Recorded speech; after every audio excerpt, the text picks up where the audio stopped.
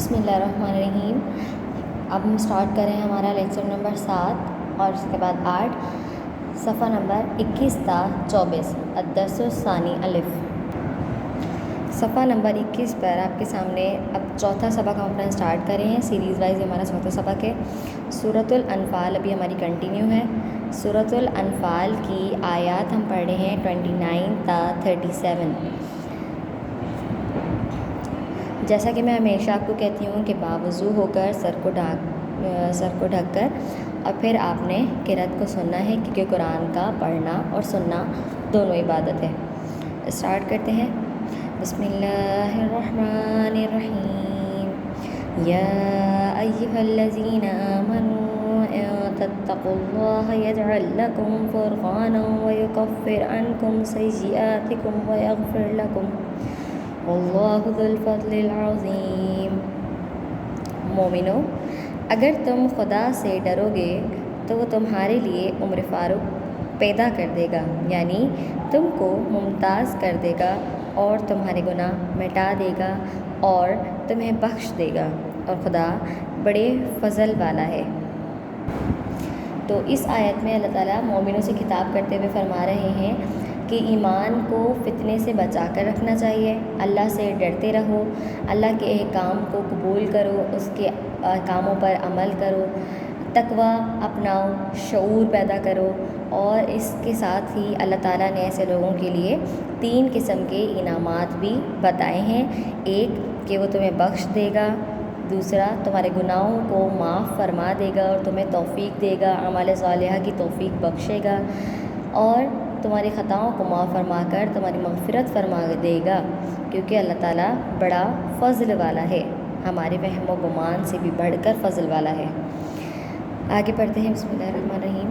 وَإِذْ يَمْكُرُ بِكَ الَّذِينَ كَفَرُوا لِيُثْبِتُوكَ أَوْ يَقْتُلُوكَ أَوْ يُخْرِجُوكَ وَيَمْكُرُونَ يَمْكُرُ اللَّهُ وَاللَّهُ خَيْرُ الْمَاكِرِينَ۔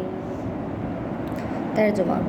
اور اے محمد صلی اللہ علیہ وسلم، اس وقت کو یاد کرو جب کافر لوگ تمہارے بارے میں چال چل رہے تھے کہ تم کو قید کر دیں یا جان سے مار ڈالیں یا وطن سے نکال دیں، تو ادھر تو وہ چل رہے تھے اور ادھر خدا چال چل رہا تھا، اور خدا سب سے بہتر چال چلنے والا ہے۔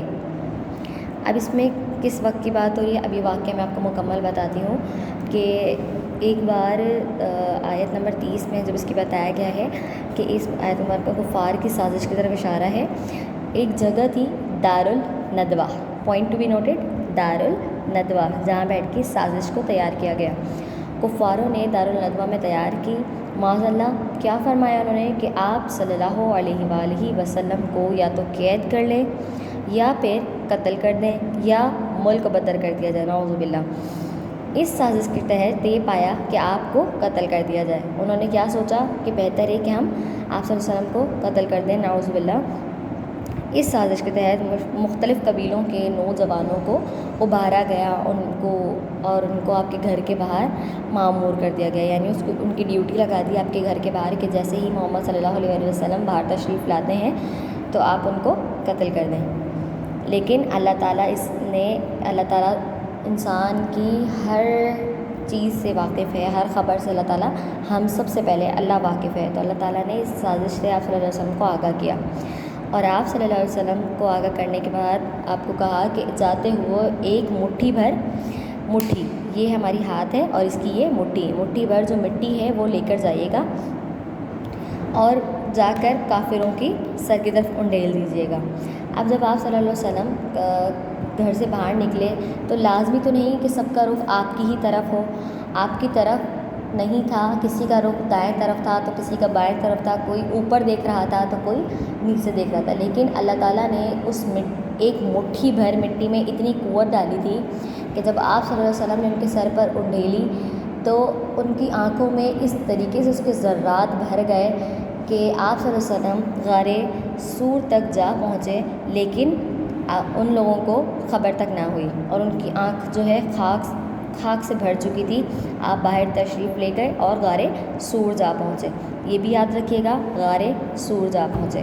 آگے پڑھتے ہیں، تو میں آپ کو مکمل واقعہ بتا چکی ہوں، نیکسٹ پڑھتے ہیں ہم آگے۔